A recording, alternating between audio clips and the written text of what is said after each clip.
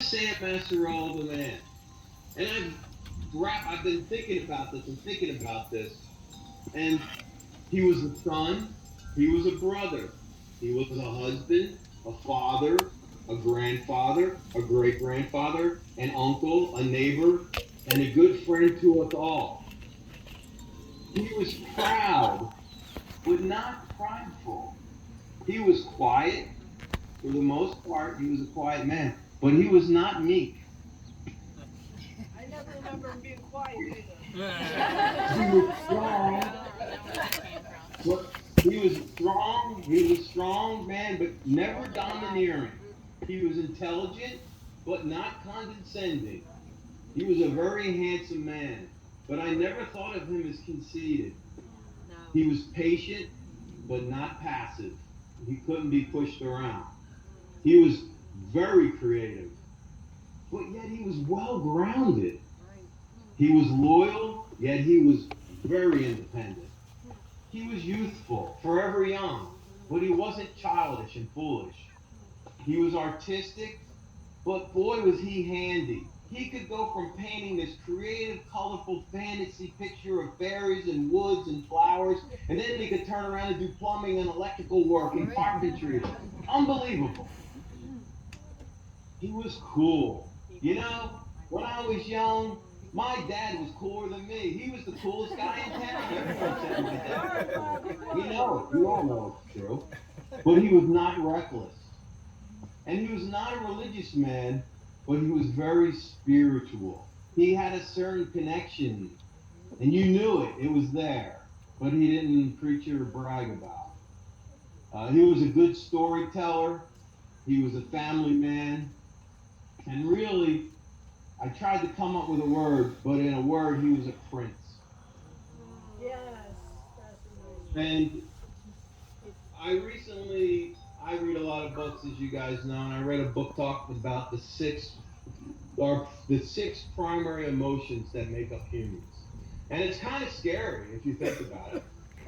There's six primary emotions: fear, anger, sadness, disgust. They're all negative. Shock and joy. Out of six, there's only one that's positive: joy. But think about my dad. How I knew the man for 60 years, and I never once, not once, saw him lose his temper.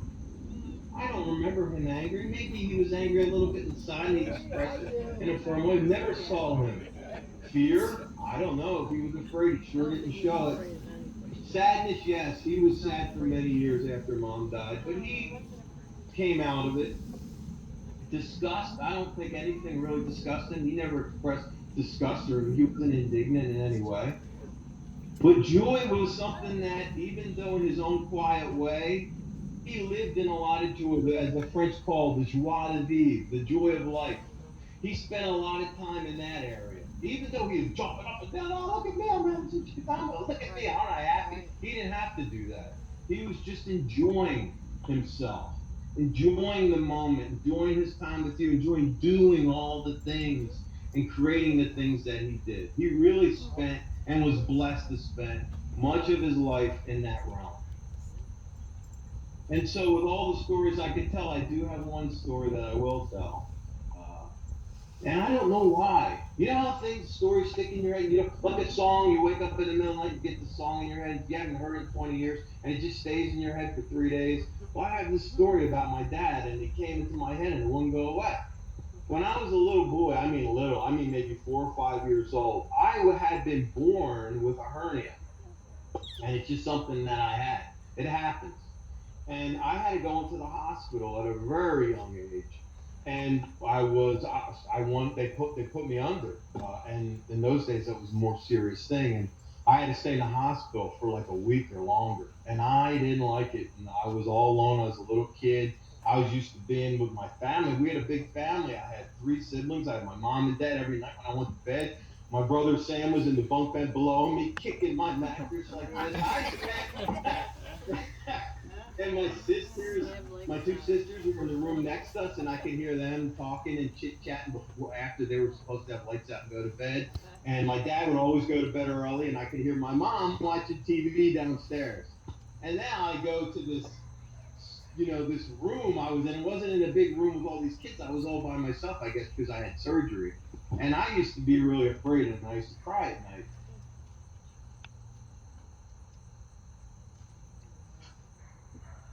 So a lot of you may not remember, or know the story, but Dad had pneumonia Yep. during that same period. And one night, I mean, in the middle of the night, like 2, 3 in the morning, I'm laying in bed. This man comes in the room. It's Dad in his pajamas and slippers. And I'm like, Dad, you know how I was when I was a kid, kind of like I didn't realize, oh, Dad, what are you doing here? How did they let you in? He says, I'm staying here. I'm in the floor above you. And he said, come on out of bed. He lifted me up out of bed because I had all these bandages on. And he took me out of the bedroom. The nurses weren't that nice. No, I don't know why. They weren't very nice. And I said, Dad, the nurses are going to yell. And he said, don't worry about them. They're gone for the night. That was Dad. He said, don't worry about them. Like Dad was in control. And he brought me into the break room where there was a refrigerator. He said, let's see what there is to eat.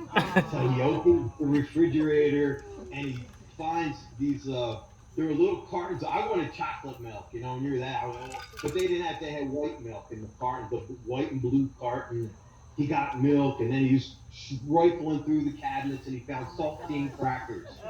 So like they were gold, he puts them on the table and I'm sitting down in the chair and I'm eating the saltine crackers and drinking the milk. And Dad was just sitting there, with that. He had that smile, that Mona Lisa smile. That smile, like, I know something. You know the smile. When Lisa plays the video, you see his graduation picture, he's got that Mona Lisa smile, the same smile. And our granddaughter Ava has the same smile. And every time she does that, I get choked up because I think of my dad who always knew something. And it was something good. And none of us quite knew. He had this calm and peace and confidence about him. And that smile belied the underneath, that there was something real strong and positive there. And I was sitting there, this little kid, 4 or 5 years old, and he was a prince, really. Didn't say 2 words, he didn't say much. But it was one of the best meals I've ever had in my entire life. Mushroom crackers and milk.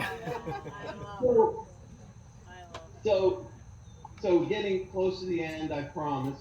But I don't really want it to end because I want to keep talking about Dad, and I could all day. But just recently, this last week, was Rosh Hashanah, the Jewish New Year, and the rabbi was talking about the death of his wife.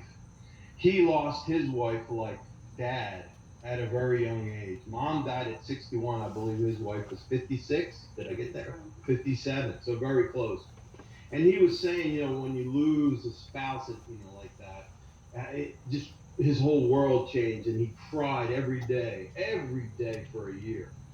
And and I thought about what Dad must have gone through when he was talking about that. He said, but then one morning he read Psalm 30, and there's a line in Psalm 30 says, though I cry all through the night, the morning brings great joy. And Sherry was sitting next to me, and all of a sudden, I said, that's it. Dad's going to finish his eulogy. I don't have to do it. Dad gave it to me. He gave it to us. That psalm, the morning brings new joy. He wrote, as you know, a lot, and he wrote poems. And he said every work that he ever had written to all of us, and I kept them. I have a folder. One of the folders, it says Dad's writings. And there's a poem that he sent about a new dawn. And so I would like to conclude his eulogy in his own words. And it goes, and here it is. Under the mantle of silent darkness, a huntsman enters the pristine forest. The crunching of snow beneath worn boots penetrates the nocturnal stillness. Atop a knoll, an old friend awaits, an ancient oak, a noble sentinel, now venerated by age. Overhead, A canopy of sparkling stars adorns the encircling mountains with a diamond tiara. Crisp winter wind stings a weathered old face. Vapor escaping mouth and nostrils floats in the air and disappears.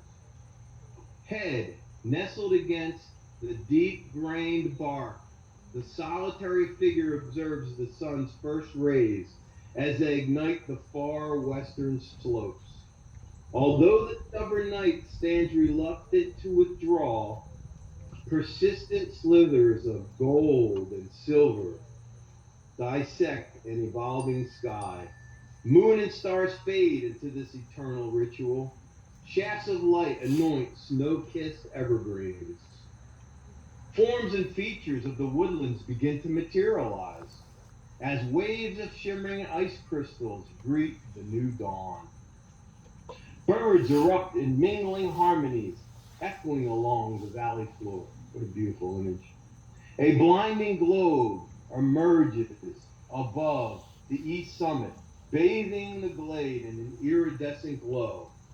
Cumulus clouds drift across an azure canvas, the observer humbled by the proliferation of sight and sound. A brook, audible in darkness, now appears, dancing across the rocks, then disappearing over a small waterfall. For one magical moment, a shroud of brilliant amber illuminates lime-stained boulders, white ash, maple, and pine.